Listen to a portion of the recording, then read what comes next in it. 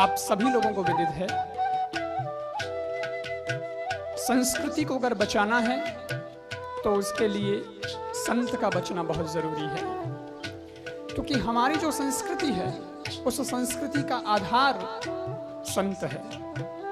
और ये बात भी बिल्कुल सही है कि लोग भी उसे ही घिराने का प्रयास करते हैं जिसकी वजह से सारा देश और सारी संस्कृति टिकी हुई होती है। और इसीलिए अगर बापूजी पर अंगुलियां उड़ती है, बापूजी को फंसाने का षड्यंत्र रचा जाता है, तो इसका मतलब ये निश्चित है कि ऐसे ही संतों पर हमारी संस्कृति और देश टिका हुआ है।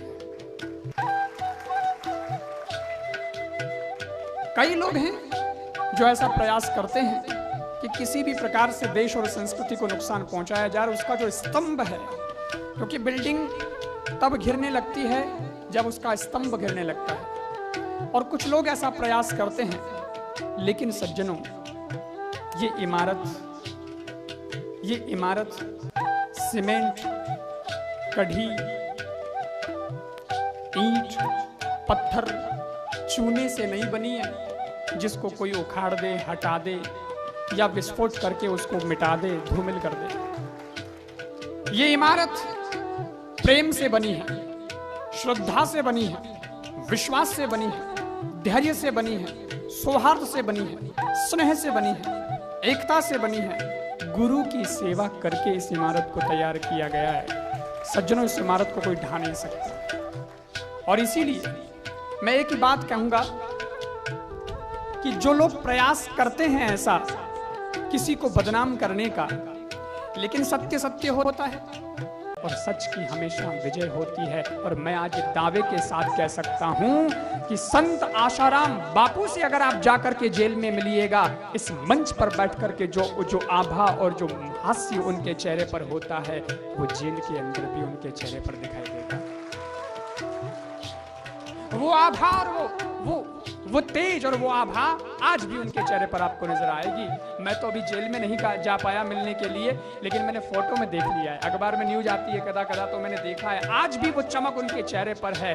और इसलिए मैं दावे के साथ कहता हूं कि सत्य सत्य होता है। संत हाकुब इनकी तरह बापू भी निर्दोष हैं और वो बिल्कुल बहुत जल्दी बाहर आएंगे।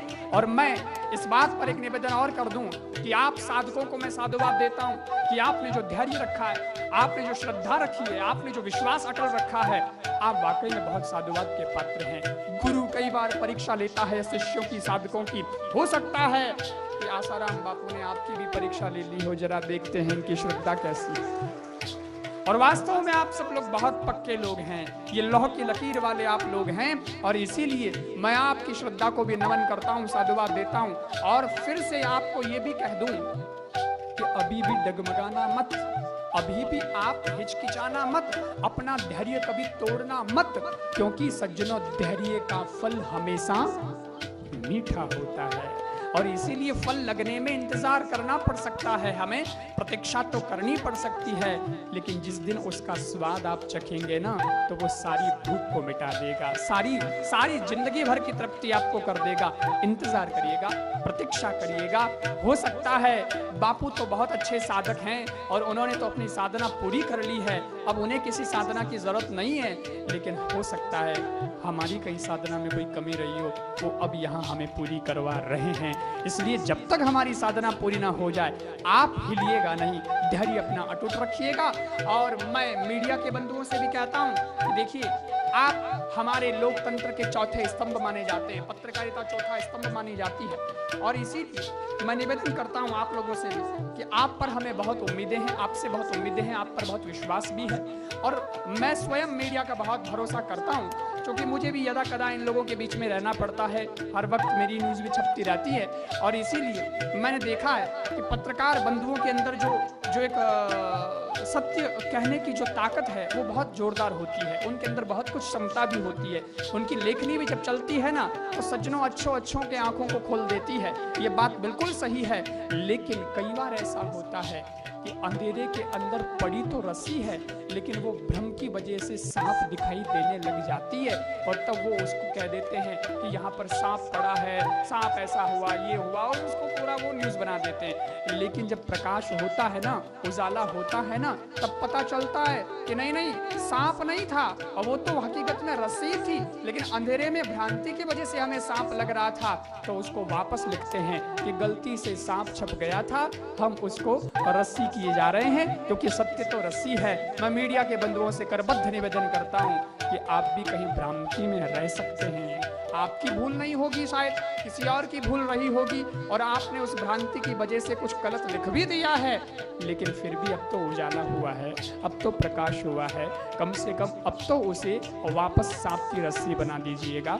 क्योंकि अगर झूठ लिखना आपके हाथ में है तो सत्य भी लिखना आपके हाथ में है, और आपकी कही हुई बात को, आपकी फैलाई हुई भ्रांति को केवल आप ही ठीक कर सकते हैं। इसलिए हम आप पर विश्वास करते हैं।